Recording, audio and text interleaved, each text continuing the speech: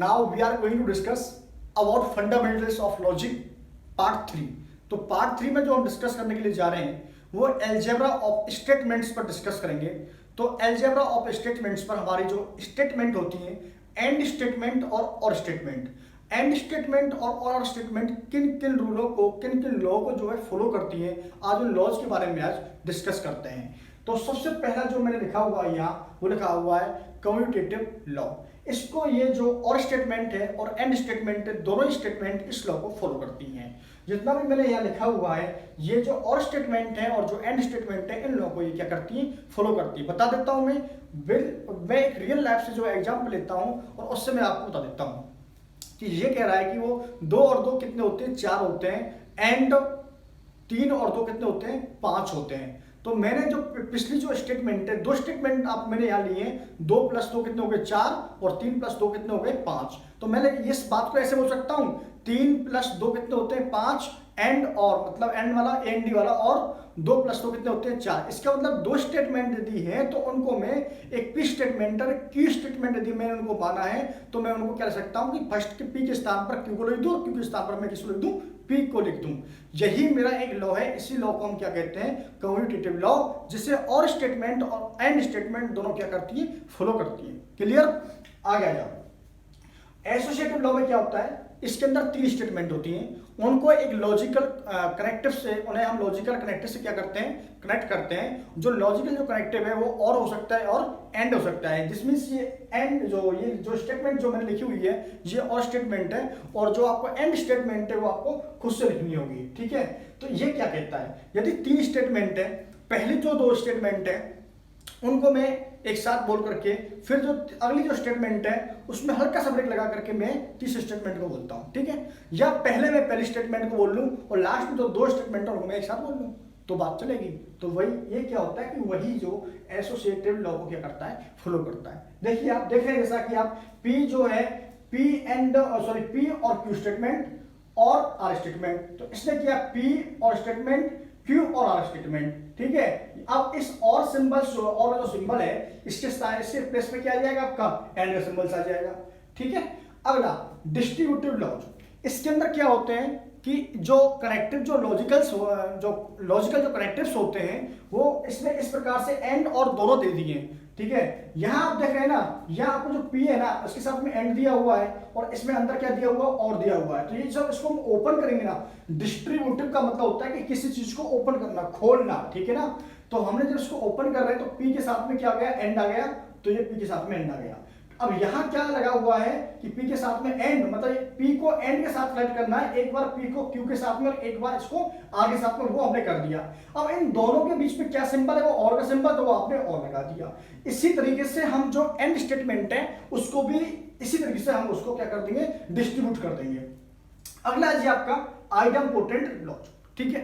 ये क्या लॉ होता है, यदि आपके पास में कोई भी एक स्टेटमेंट है और उस स्टेटमेंट को आप दोबारा लिखते हो, एंड के साथ कनेक्ट करते हो, उसी स्टेटमेंट को, एक स्टेटमेंट को आप एंड के साथ कनेक्ट करते हो या फिर और के साथ कनेक्ट करते हो, तो स्टेटमेंट तो वही रहेगी। मैंने बोला जी आपको Delhi is the capital of India and Delhi is the capital of India, तो फाइनल तो यही हुआ ना कि Delhi is the capital of India, तो यही बस होता रहा है।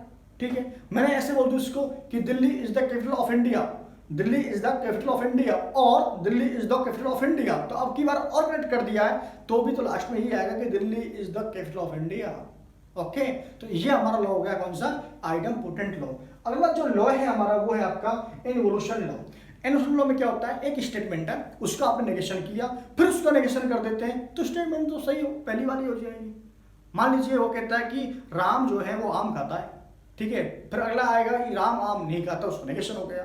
अब नहीं आ गया, नहीं को आप हटाना पड़ेगा, फिर राम आम खाता है। तो दिस मीन्स जो पहली जो आपकी जो ओरिजिनल जो स्टेटमेंट थी, 2 बार नेगेशन लगाने पर वही स्टेटमेंट आ जाती है, तो इसे बोलते हैं हम इन्वोल्यूशन लॉ। ठीक है? तो ये इसको भी फॉलो करता है।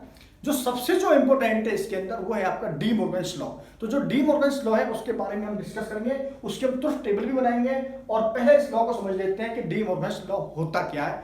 आपने 2 स्टेटमेंट ली, उन दो स्टेटमेंट को आपने किसी भी लॉजिकल कनेक्टिव से आपने कनेक्ट कर दिया, कनेक्ट करने पर जब उनके बाहर आपने क्या लगा दिया, नेगेशन कर दिया, आपने उनका क्या कर दिया, नेगेशन, तो उस लॉजिकल कनेक्टिव पर क्या फर्क पड़ता है, ये इसके लिए आप बहुत ही इंपॉर्टेंट बात है। मैं आपको दिखा देता हूं कि ये कैसे दिखा रहा है कि आपने दो स्टेटमेंट ले, ठीक है, एक पी एंड क्यू ले ली, इनका बाहर आपने क्या कर दिया, नेगेशन कर दिया। तो आप क्या करेंगे, जो नेगेशन करने पर जो पी स्टेटमेंट है इसका नेगेशन हो गया, ये जो आपका लॉजिकल जो कनेक्टिव है, जो आपका लॉजिकल जो कनेक्टिव्स है, आपका जितने भी आपके लॉजिकल जो कनेक्टिव्स है ना, ये चेंज हो जाएंगे, जो और होगा वो एंड हो जाएगा, जो एंड होगा आपका और हो जाएगा। तो ये आपने क्या कर दिया, यहाँ और कर दिया, और ये क्या कर दिया आपने, और को क्या कर दिया आपने, एंड कर दिया, और एंड को क्या कर दिया आपने, और कर दिया। तो ये डी मॉर्गन्स लॉ आपकी समझ में आ गया होगा। इसकी हम ट्रुथ टेबल पर डिस्कस करते हैं, ट्रुथ टेबल पर डिस्कस करते हैं तो समझते जाइएगा। मैं यहां ले रहा हूं, जो दो स्टेटमेंट में ले रहा हूं, दोनों स्टेटमेंटों को मैं यहां एंड से कनेक्ट कर रहा हूं, एंड की टेबल मैं आपको बना के दिखा रहा हूं, फिर आप क्या करेंगे और कि आप एक टेबल दूसरी बना लेंगे, ठीक है। तो इस टेबल को हम ऐसे करेंगे, टेबल में हमने यहां से लिया ये आपका टी, मतलब जो पी स्टेटमेंट है वो आपकी कैसी होगी, ट्रू हो गई, और जो क्यू स्टेटमेंट है वो भी मैंने कैसी ले ली, ट्रू ले ली। मैंने दोनों स्टेटमेंट को ट्रू ले लिया। ध्यान से बात को समझते जाना, क्योंकि तो टेबल मैंने बहुत बनवाई है, तो आप मुझे नहीं लगता कि आपको यहाँ कोई प्रॉब्लम होगी। यदि किसी को प्रॉब्लम है तो वो पहले पार्ट 1 और पार्ट 2 जाकर के आप देख लें। तो यहाँ ये आपकी पी हो गई, ये भी आपकी जो क्यू है स्टेटमेंट, वो भी आपकी क्यू है। इसका मुझे नेगेशन करना है, तो नेगेशन मैंने कर दिया।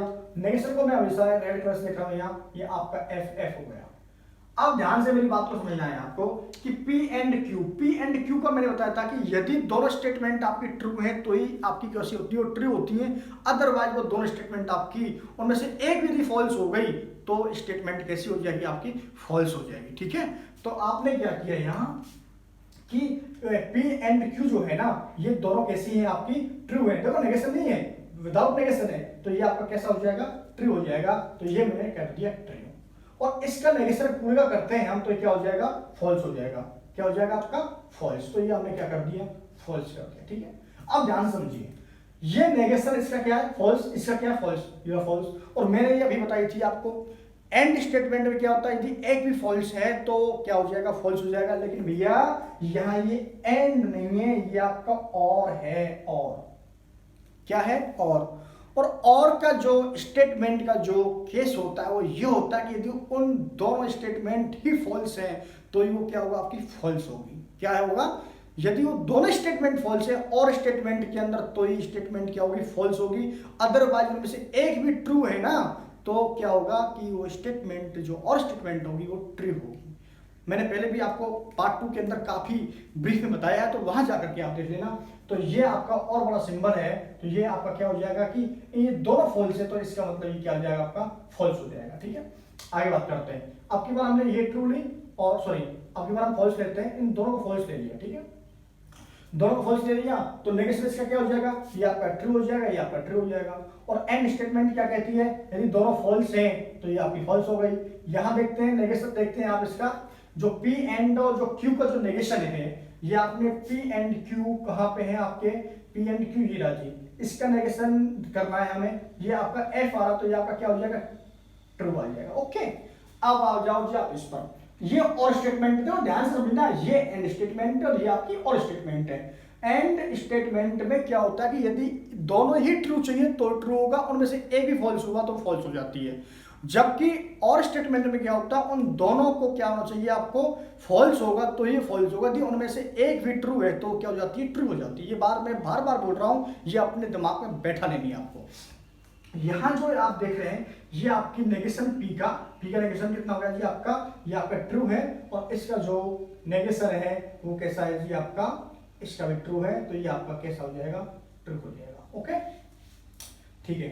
आगे देखिए, और वैसे भी और स्टेटमेंट यदि एक भी ट्रू है ना तो भी ट्रू हो जाएगा, आप सेकंड को रिजेक्ट मत कीजिए, ध्यान दीजिए आप। अब ये मैंने ट्रू ले ली, ये फॉल्स ले ली, तो इसका नेगेशन आपका F हो गया, इसका आपका ट्रू हो गया, ठीक है, इसका आपका ट्रू हो गया। अच्छा इसका देखो आप, एंड वाले केस में क्या हुआ, एंड वाले केस में यदि आप एक भी फॉल्स है ना तो फॉल्स हो जाएगी। अब इसका जो नेगेशन है इसका तो ट्रू हो जाएगा, यहाँ कोई दिक्कत ही नहीं है। अब यहाँ पे आ जाते हैं आप कि इन दोनों में से यदि एक भी ट्रू है ना तो ये ट्रू हो जाएगा। आप पहुंचे यहाँ आपने पहुंचा कि इन दोनों से एक ट्रू है, तो और वाले केस में क्या हो जाएगा, ट्रू हो जाएगा, ओके। और फिर आप आ जाओ, यहाँ पर आपने फॉल्स ले लिया या आपने ट्रू ले लिया, फिर आप देखेंगे तो ये आपका ट्रू हो जाएगा, ये आपका फॉल्स हो जाएगा। आपने ऑन इसमें गए तो ये आपका फॉल्स हो जाएगा, क्योंकि इन दोनों में से एक आपकी फॉल्स है तो ये आपकी फॉल्स हो जाएगी। इससे जो नेगेशन होगा यहाँ ट्रू हो जाएगा।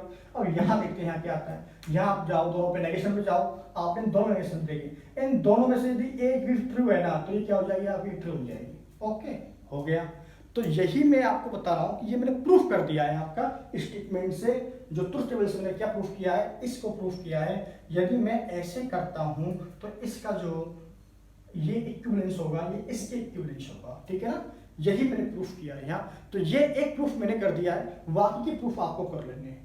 तो ये मैं डी मोर्गन्स लॉ के साथ में इसको यहाँ खत्म करता हूँ। डी मोर्गन्स लॉ का मैं एक बहुत अच्छा एक एग्जाम्पल और आपको देता हूँ। तो एक एग्जाम्पल लेकर के मैं आपको समझा देता हूँ। देखिए, मैंने एक एग्जाम्पल लिया, x is greater than equal to 5, ठीक है। इसका मुझे यहाँ मैंने लगा दिया नेगेशन, इक्विवेलेंस, इसको मैं सॉल्यूशन कर रहा हूँ, ठीक है। इसका मतलब क्या हुआ, यहाँ ये ना दो स्टेटमेंट है, क्या है, और स्टेटमेंट आपको, ये कंपाउंड स्टेटमेंट है, उसके अंदर दो स्टेटमेंट गिवन है आपको, कि ये आपको गिवन है कि x ग्रेटर देन 5 और x इज इक्वल टू 5, ये आपको इस तरीके से गिवन है।